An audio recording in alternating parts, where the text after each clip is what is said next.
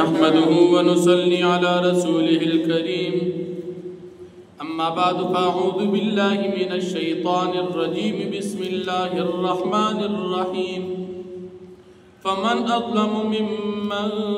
كذب على الله وكذب بالصدق إذ جاءه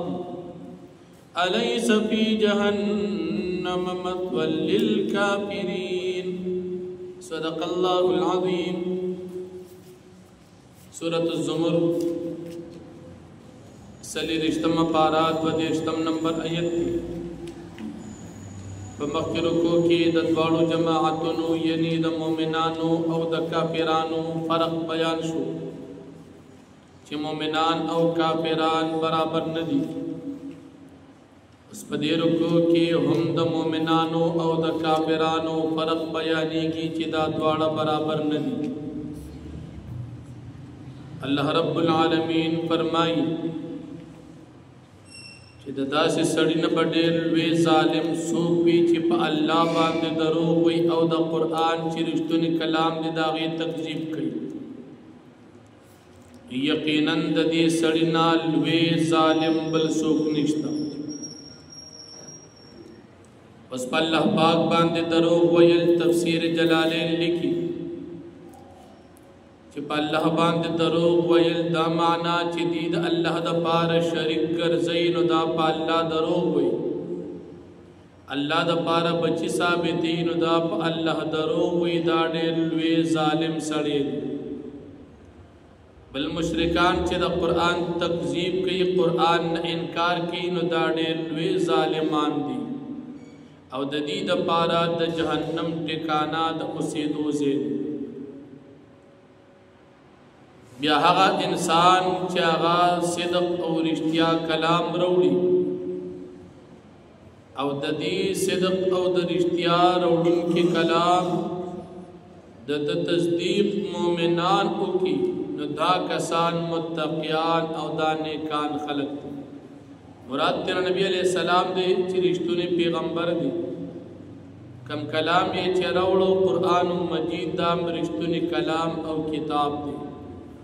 او چې کوم کسانو د تصدیق وکړو هغه مؤمنان دا رښتونی خلق دي دا کامیاب او متقیان خلق دي د دوی لپاره په آخرت کې کم نعمتونه چې دوی غواړي الله پاک بدیل جنت کې ورکړي او کم کسان چې ظالمان او کافران دي د الله پاک د جهنم سزا ورکړي یو پیر نبی کریم صلی اللہ علیہ وسلم تا د مکی مشرکان او کافران راغل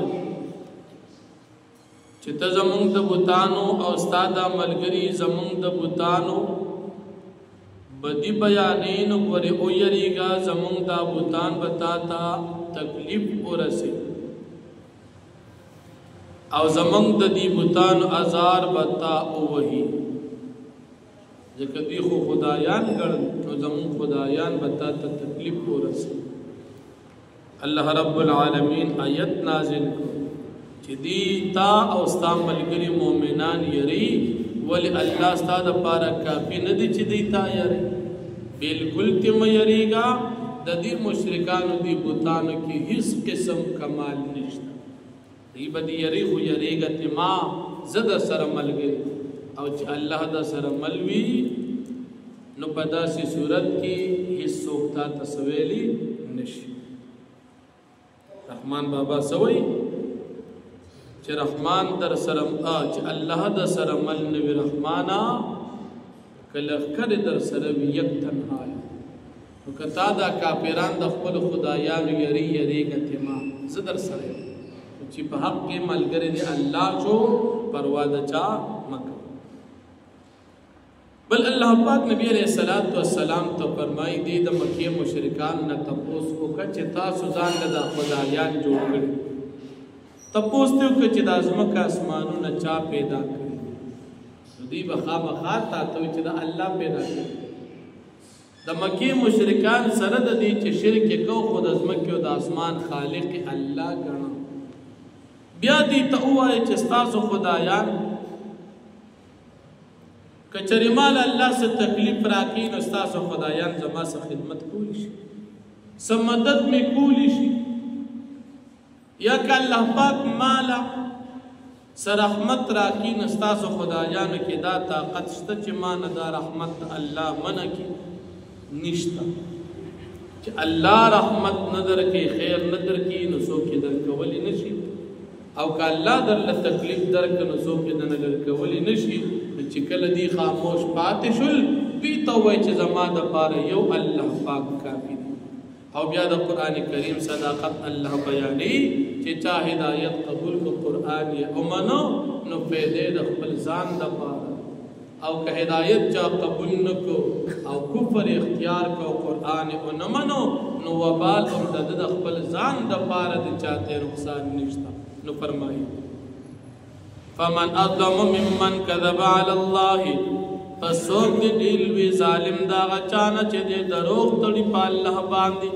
وکذب بالصدق او تکذیب کوي د رښتونی کلام قران مجید اذ جاءه کل چې راشد تدا قران الیس فی جهنم مثل للکافرین آیا نشتره په جهنم کې ټکانا د کافرانو ولن بالکشتا والذی جاء بالصدق او هغه پیغمبر چې راتګیو کو پرشتونی کلام او پرشتونی دعوا وصدق بیو د تصدیق کو مؤمنانو اولئک هم المتقون دا کسان چې دوی متقیان دي لهم ما یشاءون عند ربهم د دوی دپاره به سوي چې دوی غواړي په نزد رب د دوی نعمتونه ذلک جزاء المحسنین دا بدل د نیکانو ده لیکفر الله عنهم الله پاک بلری کی د دوی نه اسوء الذي عملوا اغبت کارنا چې دوی کم کړی دي ويجزيهم اجرهم او الله پاک بدور کی دوی ته بیاحسن الذي كانوا يعملون په بهتر دا غس چې دوی په دنیا کې کول الیس الله بکاف عبده اين دی الله پاک کافی د خپل بنده د پاره ويخوفونك دا مشرکان تا يروي بالذي دا خدایاننا من دونه سواد الله دي ومن يضلل الله فما له من هذا سوچ الله پاک بلار کی نشته دا غد پارا سو بلار کوونکی ومن يهد الله فما له من مضل او سوچ الله پاک بلار کی نشته دا غد پارا سو بلار کوونکی الیس الله بعزیز ذی انتقام این دی الله پاک غالب او خاوند بدلی ولئن سألتم من خلق السماوات والارض ليقولن الله او کچریت تپوسو کی د دین چې چا پیدا کړی د اسمانونو زمکی خامخا بدی وی چې الله قلتو فرمای افرئیتم ما تدعون من دون الله تاسو مات او خای خبر را کی با خدایانو چې تاسو عبادت کوي سوا د الله ان ارادنی الله بضر کچر الله پاک ما ارادو کی د تکلیف را کولو هل هن کاشفات ضره آیت دی استاسو دا خدایا لری کون کی ضرر د الله لرا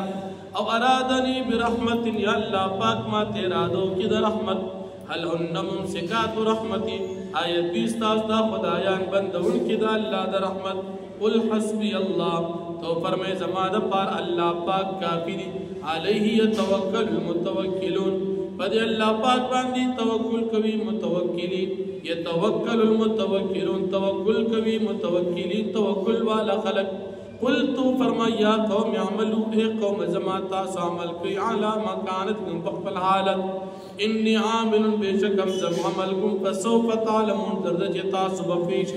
من یاتی عذاب یخزیه چه بچا باند راضی عذاب رسوا کون کی ویحل علیہ عذاب مقیم و راضی باغبان عذاب ہمیشہ اِنَّا انزلنا علیک الكتاب للناس بالحق یقینا من نازل و پتا باندی کتاب قرآن مجید دخلق دا ہدایت دپارا پہ انصاب سرا فمن اهتدى فلنفسي پچا چې هدایت قبول کړ خپل ځان د پاره قبول کو ومن ضل سوچ گمراه شو فانما يضل عليها پس یقینا وبال گمراه وي پد باندې وما انت عليهم بوکیل او تنی پیغمبر علیہ السلام پدی باندې څه قسم ذمہ دار الحمدلله رب العالمین